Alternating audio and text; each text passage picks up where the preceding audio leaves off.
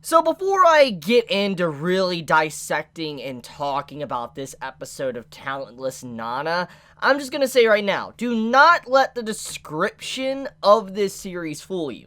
The description honestly does not give enough justice to what Talentless Nana is actually about. When I first read the description of this series in the live chart when I was doing the What I Will Watch video, when you look at it, it seems very basic, stereotypical, cliche, something we've seen time and time again. You know, oh, these certain select people are the only individuals that can save humanity, you know, the enemies of humanity, etc. It's something that I think many of us have seen countless times over, and even though you should never judge a book by its cover, most of the time, you know, these series just constantly are just a new coat of paint. And when I read the description of Talentless Nana, I was under that impression. I was going to probably watch the first episode, but I honestly wasn't really concerned with the series. I didn't really think too much about it. I didn't think it was going to be good. I was just going to go in with an open mind. But the thing is, though, is I decided to really give this a watch because yesterday, many were saying, Chibi, you need to watch Talentless Nana. It's surprisingly good. It's not something you would expect from reading the description, so I was like, okay, I'll read it, and that's what I have done. And I just gonna say right now, if you're interested in watching something for this anime season, like something that will just kind of shock you, give this a watch, because when I start talking about this episode, I'm going to kind of spoil the twist, and I don't want to do that. I don't want to really spoil what happens within this episode. So if you're even interested at all about watching something or watching this, please do, because there is a twist. The whole episode seems very cliche, it seems very basic. Do not worry, it is a lie. It's misleading. Watch it to the end and you'll see what I'm talking about. That's all I'm going to say, though, because if I go any further, I will spoil what makes this first episode so good. So let's get right into it. Talentless Nana. What it's actually about is about a female character that has infiltrated onto this island, this school for talented individuals gifted with powers. And this girl, her position is very vague. Majority of the episode is spent being told that these people with talents or powers are individuals that are the only people that can save humanity. This mysterious beast, this alien creature, whatever it is, that is going to infiltrate into society and cause a lot of problems. And these people with powers that has been sent to this school is the only people that can be trained to be able to, you know, fight back against this enemy of humanity.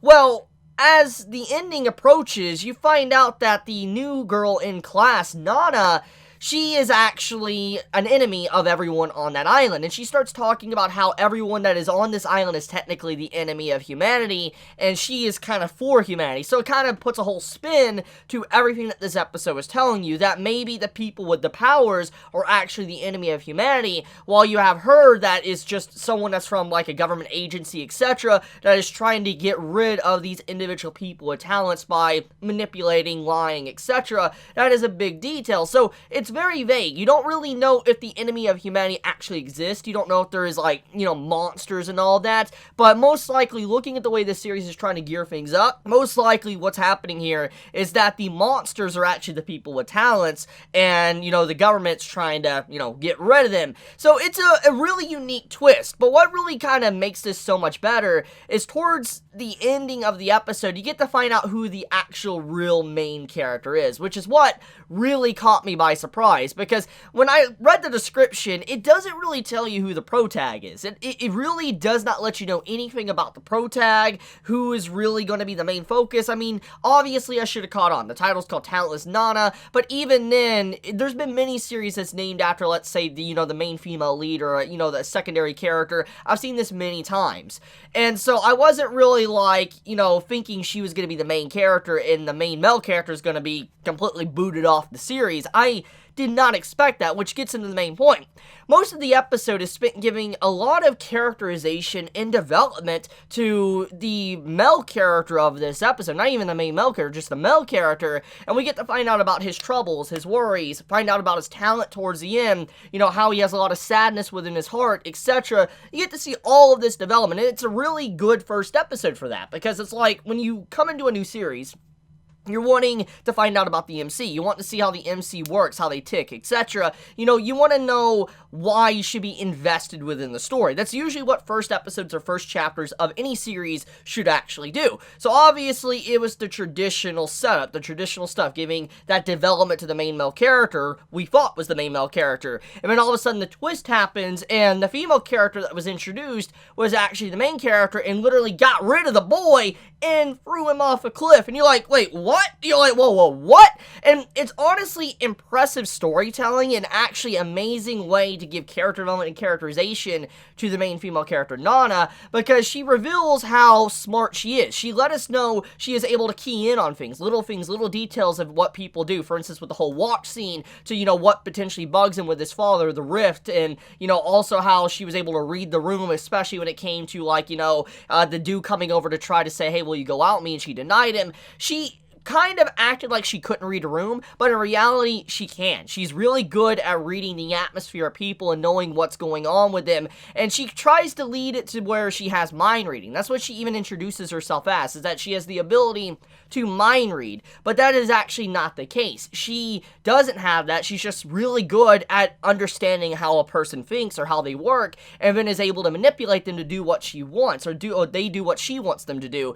And I really like just how the presentation of the character was done. Once again, I was really aware that there was going to be something off with her. Soon as I saw how close and clingy she was with the male character, I was like, something's off about her. There's going to be a twist to where she's going to be like the villain, like in terms of like a monster or something, but not relatively bad, but she's a monster. Something's going to happen that's really going to shake up the series, because I was told there was a twist. I just didn't know what it was. But then you find out she's the main character, and most likely her entire objective is literally to get rid of all the inhabitants on this island, at least all the talented people. I'm like, whoa, okay, that's really shocking. So, I mean, in terms of presentation, this series did a good job. However, here's the thing about this. When it comes to series that have such a dramatic twist, this is where the series counts now. Episode 2 really does matter now, because now that we know the twist, we know what the series is technically about, now the series will have to stand on its own two legs and really try to tell a story. Because once again, looking at this episode, it's very cliche. It's very stereotypical, and honestly, I would have dropped it if it wasn't for those final few minutes of this episode. I'm not gonna lie. I would have straight up dropped this series. I would have dropped this and not even talked about it. Serious. But here I am, because of that twist. The twist really caught me, and the writer did a good job with that. He got me to want to continue. However, once again, because of that, now the writer has to write something that will catch us and keep us here without using a twist like that. And so now, this is where the series really does count. If the writer's really good, or just really good at doing twist to really shock you.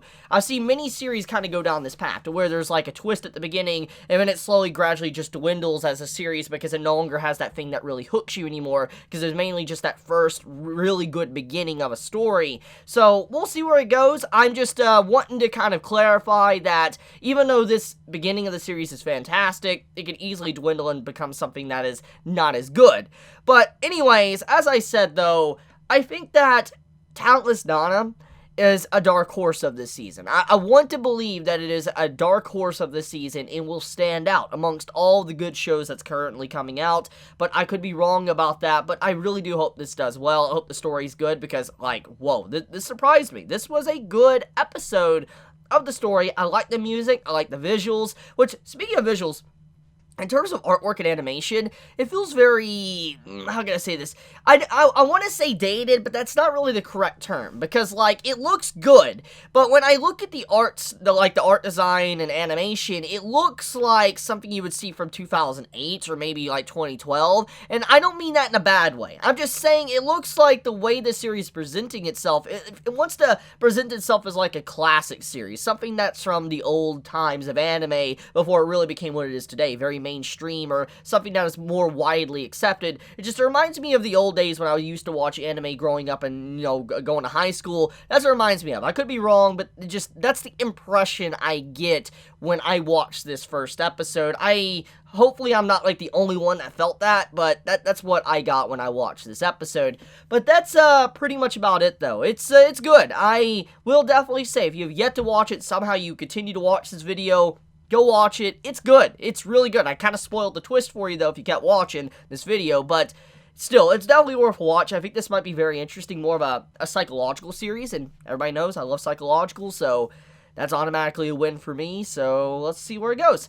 But I love you guys. You have a wonderful day or night wherever you live. If you enjoy my content, please subscribe. If you like this video, please leave a like. And if you want to get notified for whenever I upload a video, please click the bell icon down below. And with that, Chibi out.